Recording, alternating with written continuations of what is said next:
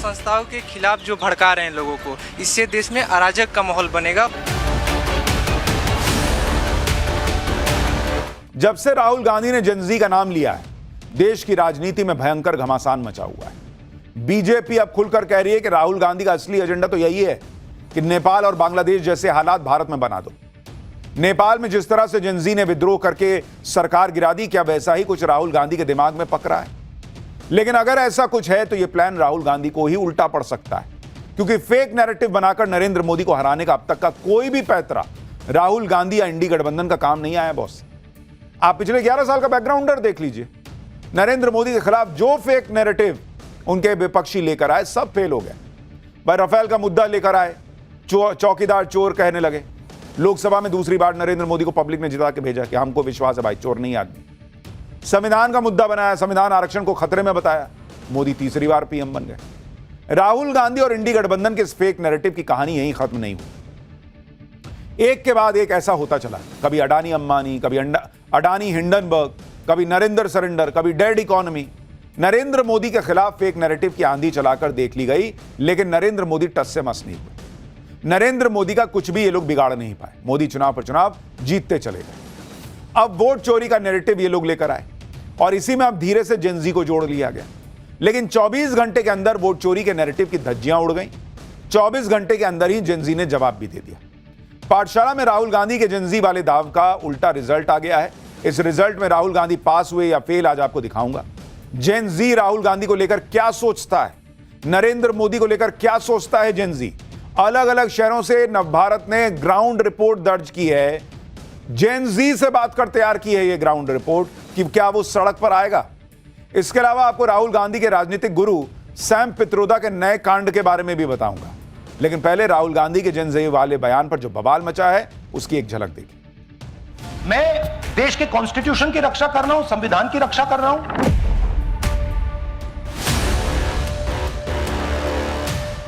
संस्थाओं के खिलाफ जो भड़का रहे हैं लोगों को, इससे देश में अराजक का माहौल बनेगा और राहुल गांधी को इससे बचना चाहिए। भारत का जो जेनजी है वो पूरी तरीके से समझदार है, जानकार है। उसको पता है कि सबसे ज्यादा नेपोटिज्म और सबसे ज्यादा भ्रष्टाचार किस सरकार में हुआ। राहुल गांधी जानबूझकर लोकतंत्र को कमजोर कर रहे हैं, देश में अराजकता फैलाना चाहते हैं।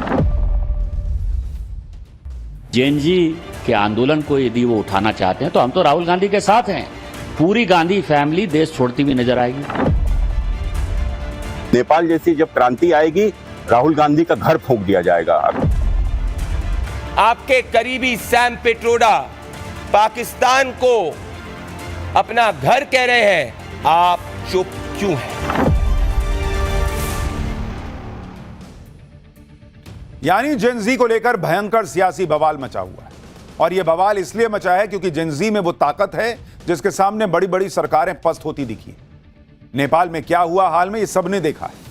नेपाल में जो हुआ उसके बाद से ही इंडी गठबंधन भी जेनजी का नाम लेने लगा था।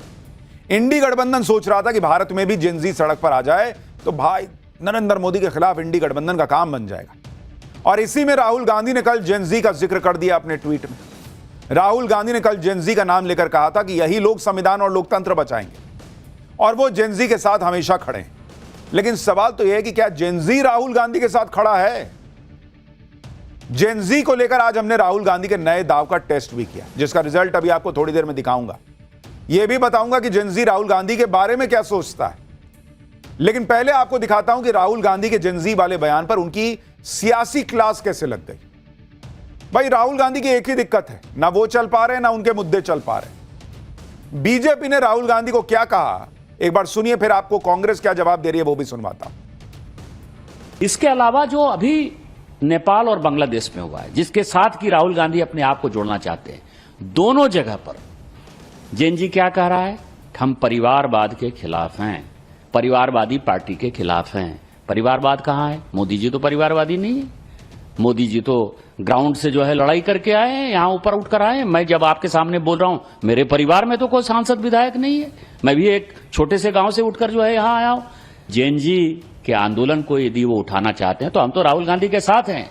पूरी गांधी फैमिली देश छोड़ती हुई नजर आएगी। मुझे लगता है कि गृहयुद्ध राहुल गांधी इस देश में भड़काना चाहते हैं और इसी गृहयुद्ध के आधार पर नेहरू जी ने, उनके दादाजी ने इस देश का बंटवारा किया, उसी गृह युद्ध को करा के जेएनजी जैसे मुद्दे को उठाकर ये इस देश के टुकड़े टुकड़े करना चाहते हैं। देखो, ये बम फोड़ना, ये विस्फोट करना, ये किस प्रकार की भाषा है?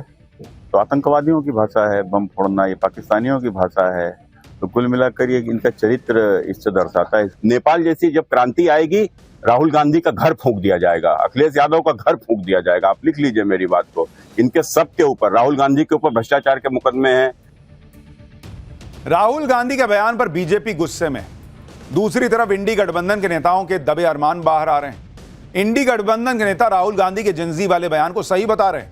कह रहे हैं कि भारत में युवाओं को सड़क पर आ ही जाना चाहिए, जैसे नेपाल में हुआ था। सुनिए एक बार। तो मैं समझता हूँ युवाओं ने रास्ते पे उतरने की जरूरत है।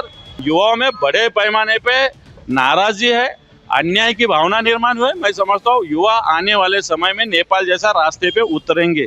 ये एक ऐसा क्रिटिकल क्षण है हमारे लोकतंत्र के लिए कि अगर हमने सारी चीजें दुरुस्त नहीं की तो ये भरभरा के गिर जाएगा। भरभरा के इन लोगों की पॉलिटिक्स गिर गई है बॉस, और इसलिए इनको आखिरी उम्मीद दिख रही है कि किसी तरह सड़क पे आंदोलन हो जाए, कुछ नेपाल उपाल जैसा माहौल बन जाए तो फिर आए इनको आनंद। राहुल गांधी ने जेनजी का नाम लिया और नेपाल से जोड़कर रही सही कसर इंडी गठबंधन के नेताओं ने पूरी कर दी। राहुल गांधी के बयान पर विवाद हुआ तो कांग्रेस ने कहा कि उन्होंने कुछ गलत नहीं कहा है। कांग्रेस को कुछ गलत दिख ही नहीं रहा भाई। सुनिए कांग्रेस क्या कह रही है, फिर बताऊंगा जेनजी ने आज राहुल गांधी को कैसे तगड़ा जवाब दे दिया। संविधान बचाना, लोकतंत्र बचाना, वोट चोरी बचाना क्या देश के संविधान के खिलाफ है, लोकतंत्र के खिलाफ है?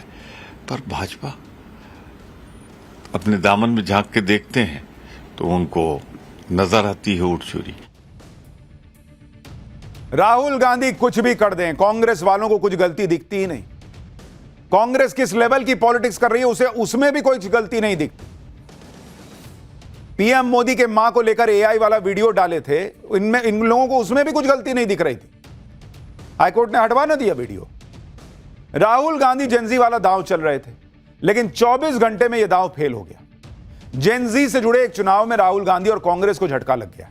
आज दिल्ली विश्वविद्यालय छात्र संघ का चुनाव था, उसके नतीजे जारी हुए, जिसमें बीजेपी के छात्र संगठन एबीवीपी को शानदार जीत हासिल हुई।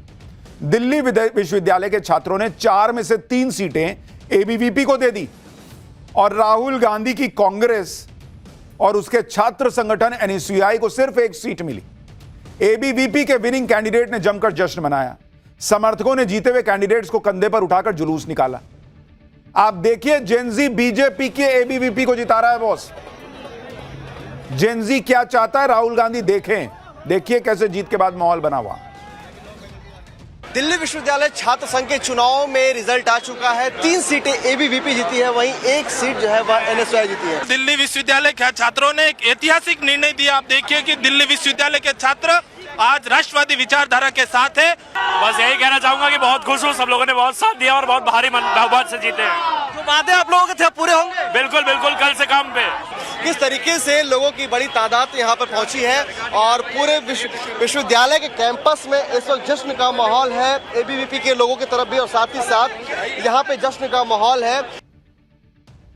कांग्रेस और उसके छात्र संगठन के लिए नतीजे बहुत ही निराश करने वाले हैं, क्योंकि कांग्रेस को युवाओं से उम्मीद थी कि भाई वो राहुल गांधी को सुन रहे होंगे तो एनएसयूआई को जिताएंगे, बात मानेंगे उनकी। लेकिन युवाओं ने तो उल्टा काम कर दिया। आप देखिए, डूसू चुनाव में अध्यक्ष पद के लिए एबीवीपी के आर्यन मान जीते। आर्यन मान को कुल 28,841 वोट मिले। दूसरे नंबर पर एनएसयूआई जोसलिन चौधरी रही, उनको 12,645 वोट मिले। उपाध्यक्ष पद के लिए एनएसयूआई के राहुल झांसला जीते, उनको 29,339 वोट मिले, जबकि एबीवीपी के गोविंद तंवर को 20,547। सचिव पद के चुनाव में एबीवीपी के कुणाल चौधरी को जीत मिली, उनको 23,779 वोट मिले। एनएसयूआई के कबीर को 19,117 वोट मिले। संयुक्त सचिव के चुनाव में भी एबीवीपी की दीपिका झा जीत गई। दीपिका झा को 21,825 वोट मिले। एनएसयूआई के लवकुश भड़ाना को 17,380 वोट मिले। यानी दिल्ली यूनिवर्सिटी छात्र संघ के चुनाव में बीजेपी के एबीवीपी ने बम्पर जीत हासिल की और राहुल गांधी की एनएसयूआई का पत्ता साफ होते होते बचा मात्र 1 सीट में। लेकिन कांग्रेस कल तक ऐसे ऐसे दावे कर रही थी कि एनएसयूआई चारों सीट जीत जाएगी। इसे राहुल गांधी के हाइड्रोजन बम से जोड़ रही थी कि मोदी जी को 2-2 धमाकेदार गिफ्ट मिलेंगे जिससे वो बर्थडे मनाना भूल जाएंगे। सुनिए कैसी कैसी बातें कर रहे थे ये लोग। फिर आपको बताता हूं कि नवभारत के कैमरे पर देश के जेनजी ने राहुल गांधी के लिए क्या मैसेज भेजा है। इस बार हम चारों सीटें जीतने वाले हैं। वैसे भी आज एक हाइड्रोजन बॉम्ब का धमाका हो रहा है जो मोदी जी को ऐसी गिफ्ट मिलेगी कि शायद वो अगली बार अपना जन्मदिन मनाना भूल जाएं। एक आज राहुल गांधी देने वाले हैं और कल एनएसयूआई की चारों सीट जीतकर हम एक और उन्हें बर्थडे गिफ्ट देंगे। अगली बार से बर्थडे मनाते हुए भी वो 2 बार सोचेंगे। ये लोग इतना बोल जाते हैं कि फिर उसको यू टर्न लेना भी मुश्किल है कि मोदी जी बर्थडे मनाना भूल जाएंगे। चारों सीट एनएसयूआई जीत जाएगी। एक बड़ी मुश्किल से आई है। आज जब नतीजे आए तो बीजेपी ने कांग्रेस की क्लास लगा दी। बीजेपी ने कहा कि एनएसयूआई सिर्फ उपाध्यक्ष पद की सीट ही जीत पाई है और वहां भी जो जीता है वो एबीवीपी का पूर्व कार्यकर्ता है। राहुल गांधी को अपने घर से 10 किलोमीटर के दायरे के अंदर ही बेहद तगड़ा रियलिटी चेक मिल गया है। एबीवीपी की जीत से बीजेपी गदगद है। गृह मंत्री अमित शाह ने एबीवीपी को जीत की बधाई दी। कहा कि दिल्ली विश्वविद्यालय छात्र संघ चुनाव में एबीवीपी की प्रचंड जीत पर परिषद के कार्यकर्ताओं को बधाई। यह जीत युवाओं की राष्ट्र प्रथम की विचारधारा में अटूट विश्वास का प्रतिबिंब है। इस विजय से परिषद की छात्र शक्ति को राष्ट्र शक्ति में परिवर्तित करने की यात्रा को और गति मिलेगी। देखिए वैसे तो यह एक छात्र संघ का चुनाव था, लेकिन चूंकि राहुल गांधी इंडी गठबंधन वाले जेनजी नेपाल ये वो कर रहे थे, इसलिए इसकी महत्ता जो है वो बढ़ गई कि देखिए जेनजी क्या सोच रहा है। डूसू चुनाव में हार राहुल गांधी के लिए झटका है क्योंकि राहुल गांधी जेनजी वाला फेक नैरेटिव नरेंद्र मोदी के खिलाफ बनाने में जुटे हैं। लेकिन इस हार की फजीहत को ढकने के लिए एनएसयूआई भी वही बहाना बनाने लगी जैसा राहुल गांधी ने उपराष्ट्रपति का चुनाव हारने पर किया था।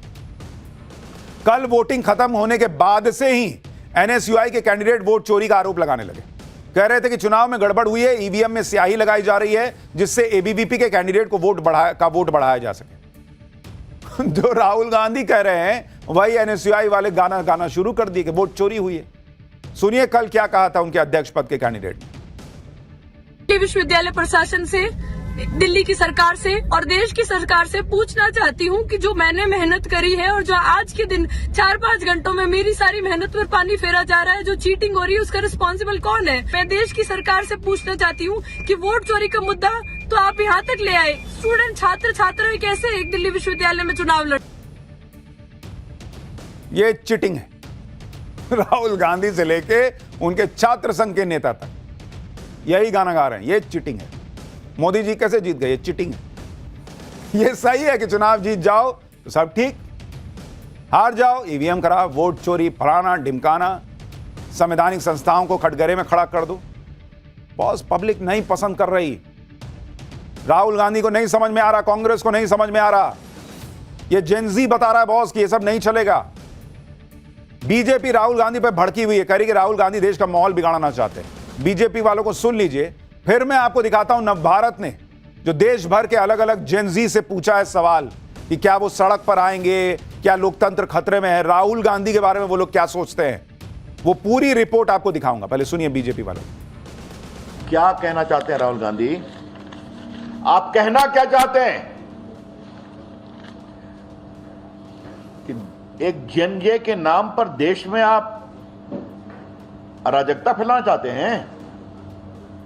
ये बहुत गंभीर सवाल है और ये पूरा ट्वीट किया गया और उनका इकोसिस्टम ने जेनजे के नाम से ट्वीट करना शुरू किया। ये बहुत गंभीर विषय है। राहुल गांधी जानबूझकर लोकतंत्र को कमजोर कर रहे हैं, देश में अराजकता फैलाना चाहते हैं।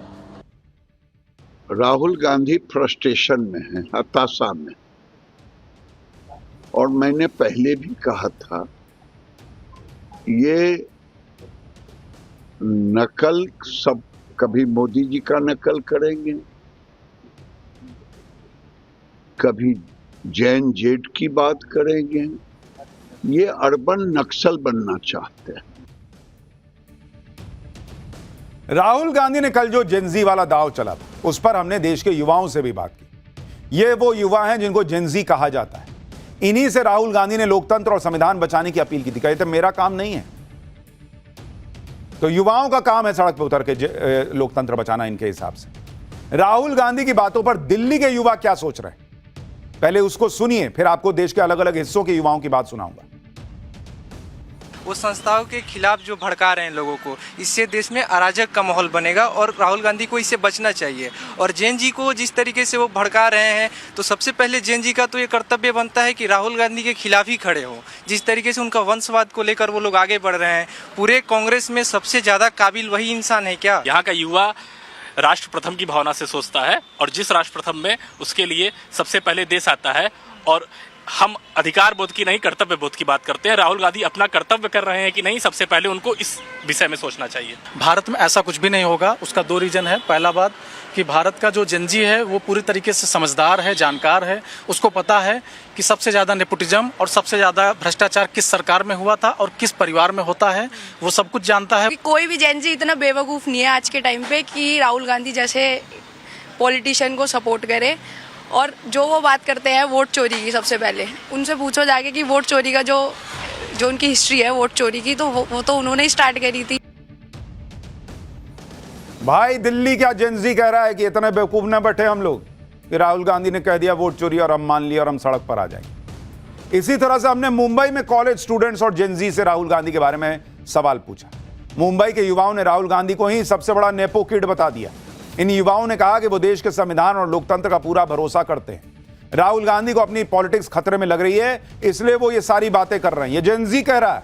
सुनिए मुंबई के जेनजी को। डेमोक्रेसी और संविधान तो बिल्कुल ऐसा है नहीं कि वो खतरे में है। जो मुझे लगता है खतरे में है वो उनका राजनीतिक करियर। राहुल गांधी जी का पहली बात तो उनकी जो बातें है मैं उसका खंडन करता हूँ, क्योंकि लिए हमें अपने सुप्रीम कोर्ट पे पूरा विश्वास है। अगर वोट चोरी अगर होता ही तो कर्नाटका, बंगाल जैसे इधर भी बीजेपी की सरकार होती। जेनजी, इंडिया के जेनजी ना अवेक है, they are awaken, they are not slept. तो हमारा संविधान डेमोक्रेसी खतरे में नहीं है। लोकतंत्र अगर खतरे में होता, ऐसा वो अगर कहते, तो इमरजेंसी किसने लागू की, ये बहुत बड़ा सवाल है। मुझे तो नहीं लगता कि भारत में ऐसा कुछ होगा, क्योंकि भारत को जो युवा है वो जागरूक है, उसे अपने संविधान पे भरोसा है, कि वो मानता है कि देश में ऐसी परिस्थिति कभी नहीं आएगी। अगर वोट चोरी सच्ची में हुई है तो उनको मेरा मानना है, इन माय ओपिनियन, उनको एटलीस्ट एक कंप्लेंट और अपील फाइल कर देनी चाहिए कोर्ट में। हाँ, बिहार में राहुल गांधी ने वोट चोरी के नाम पर यात्रा तक निकाल दी। क्या वहां वोट चोरी और लोकतंत्र खतरे में है वाला नैरेटिव काम कर रहा है क्या? भाई दिल्ली मुंबई में तो नहीं चल रहा। बिहार के युवा राहुल गांधी की अपील पर क्या कह रहे हैं और क्या भारत में नेपाल जैसे हालात हो सकते हैं, जरा बिहार के जेनजी को सुनिए। पहले तो उन्होंने जो बोला गलत है, मतलब कि जो वहाँ हो रहा है वो उनकी सरकार से प्रॉब्लम है, तो वो सभी को बोल रहे हैं कि मतलब पूरा भारत में गलत है, बट ऐसा नहीं है, वो गलत बोल रहे हैं, ऐसा नहीं होना चाहिए। बाकी जो युवा है उनके पास भी तो मतलब कॉमन सेंस है ना सोचने का कि वो क्या सही है क्या गलत है। दरअसल राहुल गांधी देश के युवाओं और जेनजी को इसलिए टारगेट कर रहे हैं क्योंकि एक बड़ा वोट बैंक है और पिछले 2 लोकसभा में बीजेपी को युवाओं का भर भर के वोट मिला है। अगर आप देखिएगा, मैं आपको बताऊं कि बीजेपी 2019 के चुनाव और 2024 के चुनाव के लिहाज से अगर आप देखेंगे तो 2019, ये आपको लोकसभा का बता रहा हूं, का जो चुनाव हुआ, 25 साल से कम उम्र के जो वोटर थे, 25 साल से कम के वोटर, अगर आप उनको देखिएगा, उन्होंने किसको वोट किया बॉस? बीजेपी को वोट किया 40% ने, 40%, और कांग्रेस को वोट किया 20% ने बॉस, यानी सीधे डबल। अब अगर आप 26 से 35 वाला देखिएगा, उन्होंने किसको वोट किया बॉस? बीजेपी को किया 39% ने और कांग्रेस को 19%। 2024 का अगर आप लोकसभा चुनाव देखिएगा, जब नरेंद्र मोदी के 2 कार्यकाल पूरे हो गए, तो 25 साल से कम वाला जो था उसने बीजेपी को कितना वोट किया? 39% और कांग्रेस को 21%। मात्र 1% का जंप आया कांग्रेस में और बीजेपी का 39% रहा। 26 से 35% वाला में देखिएगा, बीजेपी का 37% और कांग्रेस को जो है वो 21%। मतलब 1-2% वोट इधर से उधर हो रहा है। और इसीलिए राहुल गांधी पूरी कोशिश कर रहे हैं कि जब तक ये जेनजी वाला मामला सेट नहीं होगा, यूथ को नहीं अपने पाले में करेंगे, तब तक नरेंद्र मोदी को हरा नहीं पाएंगे। तो जेनजी कर रहे हैं। राहुल गांधी पूरी कोशिश कर रहे हैं कि युवा वोटर्स बीजेपी से छिटक जाए। तो कभी वोट चोरी कह देते हैं, कभी जेनजी से लोकतंत्र बचाने की गुहार लगाते हैं। सवाल यह है कि क्या राहुल गांधी की बातों का देश का युवा समर्थन कर भी रहा है? देश के कुछ और शहरों में हमने जेनजी से यही सवाल पूछा। सुनिए वो लोग क्या कह रहे हैं। अब भाजपा की सरकार बेसिकली टिक चुकी है पूरी तरह से, तो उसको हटाने के लिए ये लोग कुछ ना कुछ ऐसा करना चाहते हैं कि जिससे देश में दंगे हों। मैं ये थोड़ा कंट्रोवर्शियल बोल रहा हूँ, लेकिन ये मेरे हिसाब से सही है। हमारी जो सपा की सरकार है और दूसरा ये आपका सोनिया गांधी, राहुल गांधी, ये लोग कहीं ना कहीं परिवारवाद को एक्सटेंड कर रहे हैं। अब ये वोट चोरी की बात कर रहे हैं, पहले कह रहे थे कि ईवीएम हैक है, उससे पहले कुछ और कह रहे थे। तो ये तो सिर्फ चुनावी जुमले हैं। रही बात राहुल जी की, तो उनका हर एक बयान हमेशा झूठा ही निकलता है। नीरज सिंह, पंकज सिंह, इनको सिर्फ नॉर्थ जानता है, लेकिन राहुल गांधी हो गए, अखिलेश यादव हो गए, इनको पूरा इंडिया जानता है। तो कुछ नेपोकिट ऐसे भी हैं जो छुप के काम कर रहे हैं, कुछ नेपोकिट ऐसे भी हैं जो सामने आके काम कर रहे हैं। वोट चोरी अगर होती तो फिर जहां से वो सांसद या जहां से उनकी सरकार बनी है, कांग्रेस की सरकार अभी भी 2-3 कई स्टेटों में है, तो वहां भी ना होती। ये नेपाल नहीं है, भारत है। यहाँ पे कोई खतरे में नहीं, यहाँ पे सारे के सारे सेफ है, सारे के सारे सब सुरक्षित है। कोई वोट चोरी नहीं हुई है, सारे के सारे सही हो रहे हैं। वोट कुछ नहीं चोरी होता है। 21 साल के उम्र के बच्चे हैं, वो लोग इलेक्शन में वोट देते हैं, तो वो थोड़ी सोच समझ के देंगे ना वोट, ऐसे ही थोड़ी वोट कर देंगे। एआई का जमाना है, कुछ भी हो सकता है। वोट चोरी हुआ नहीं है, उन्होंने एआई से बनाया है। वो एआई से रिपोर्ट बनाई, सारी फेक है रिपोर्ट, सारी की सारी। मोदी के राज में ये सब कभी नहीं हो सकता है।